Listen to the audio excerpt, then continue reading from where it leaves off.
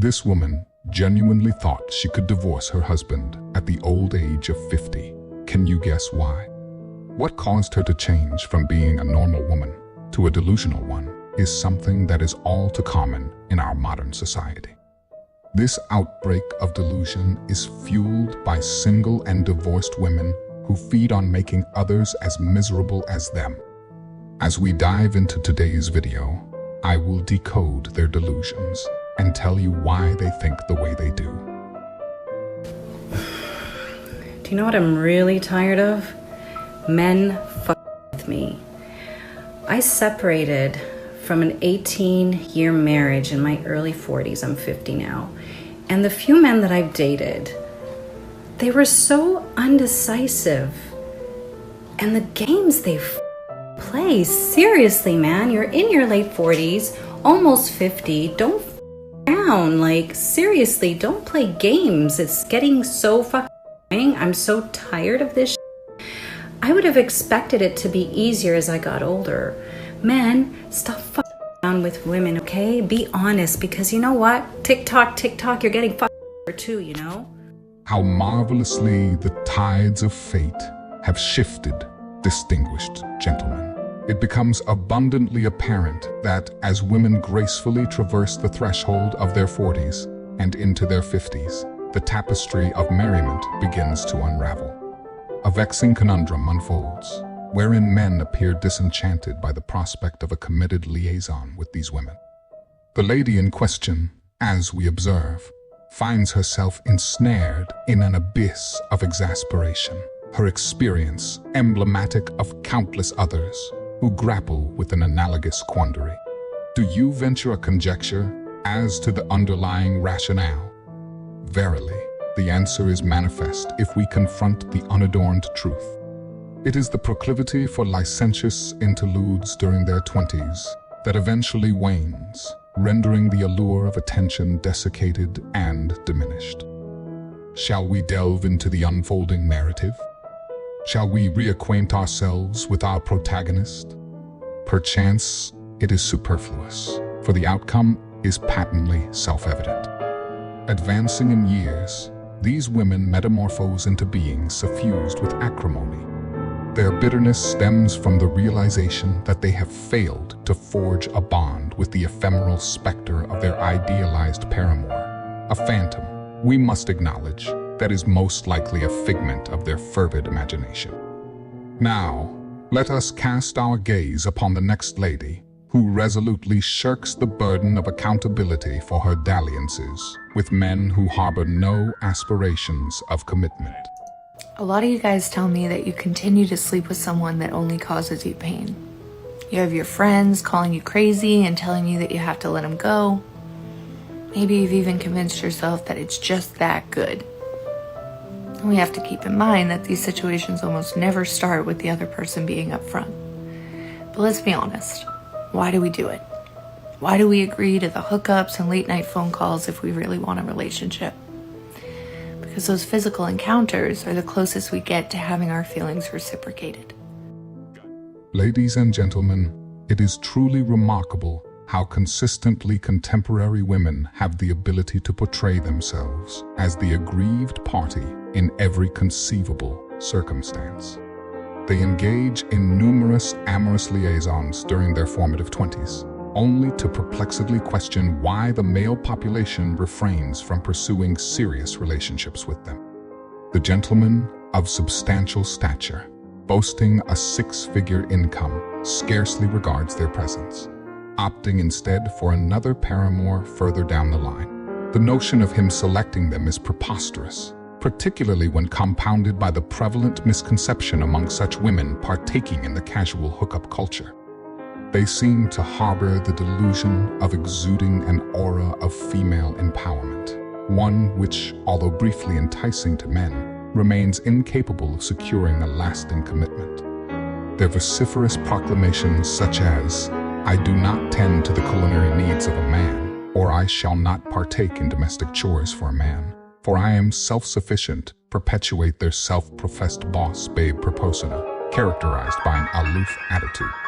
Indeed, men may engage in fleeting liaisons with these women, but they demonstrate a marked reluctance to establish enduring relationships. Is it not intriguing how, irrespective of the choices they make, men unfailingly bear the brunt of the blame? This woman before you, ladies and gentlemen, has traversed this recurring scenario numerous times, a fact underscored by her experiential wisdom. She consistently attributes fault to the male sex, rather than engaging in introspection and assuming responsibility for her own decisions. It can feel so difficult to process rejection when we care for someone. And so we accept crumbs in whatever form, just so we don't have to let them go. What her intention subtly conveys is a deliberate restraint in fervently pursuing a romantic liaison with this gentleman. She opts for a nuanced and circumspect approach in broaching the subject with him, driven by her profound desire not to relinquish his presence in her life. She inclines toward a scenario wherein physical intimacy may flourish, eschewing the constraints of an exclusive relationship, all the while securing her place in his affection. A prevailing sentiment among women lies in their preference for partaking in the affection of a gentleman who garners the interest of a multitude rather than having sole ownership of a man who elicits no amorous intrigue from other women.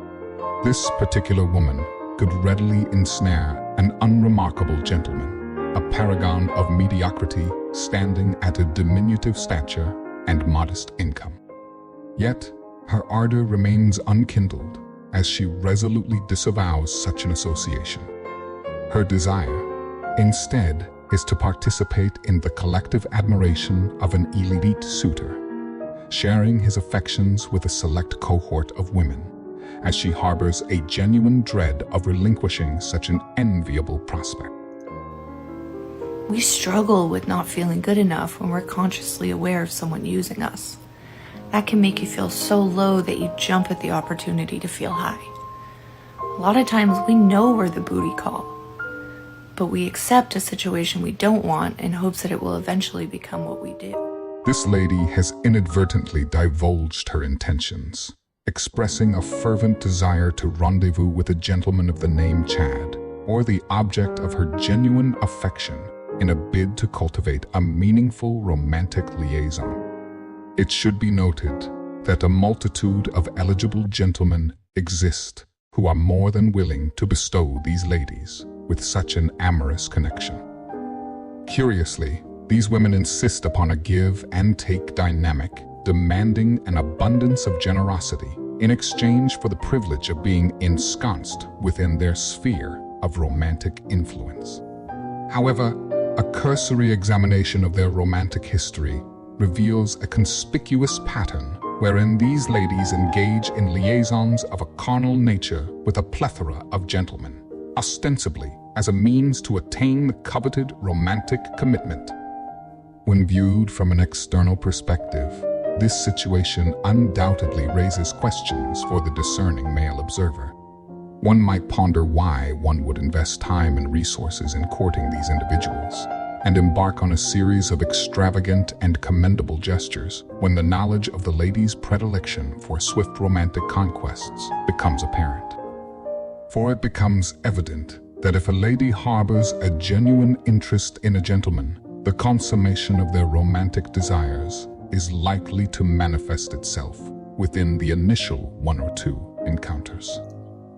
The saddest part of all is that you probably spend so much time waiting to hear from them. So when you finally do, you don't want to miss the chance to spend time with him.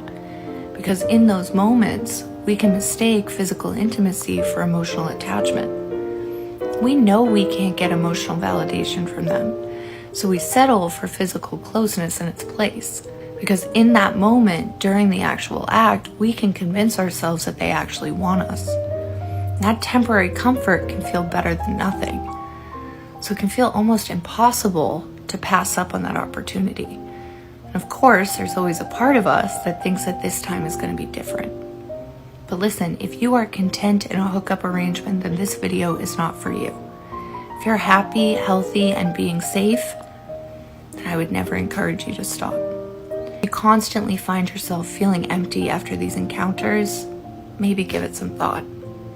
And always remember that you are so worthy of what you want. This ubiquitous strategy has become an omnipresent card in the hands of individuals seeking emotional support and understanding. However, one's empathy and sympathy, which once flowed freely for such situations, appear to dissipate swiftly. It is disheartening to observe certain individuals resorting to a disingenuous display of emotions, akin to shedding insincere crocodile tears in an effort to elicit sympathy from their male counterparts.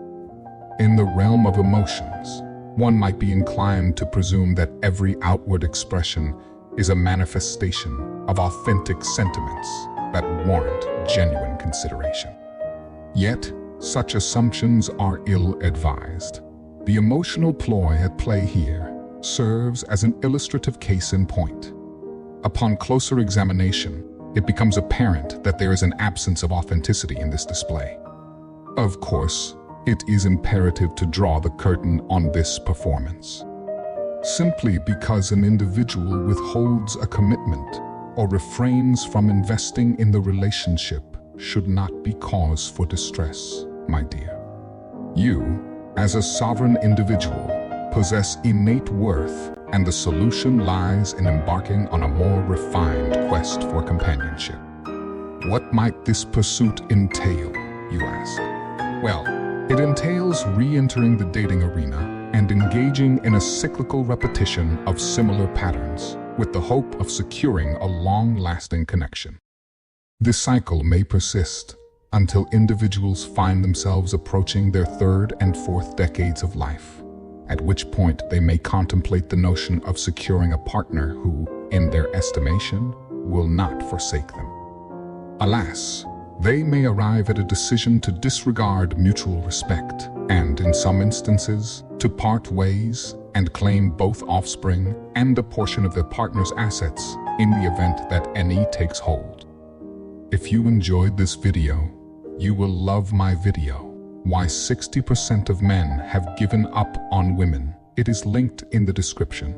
As is our customary practice, I extend an open invitation for you to subscribe and share your insights by liking and perspectives through comments and reflections. In the interim, I wish you all the very best, urging you to take care of yourselves. Until we convene for our next episode, I bid adieu to each and every one of you. Farewell, dear audience.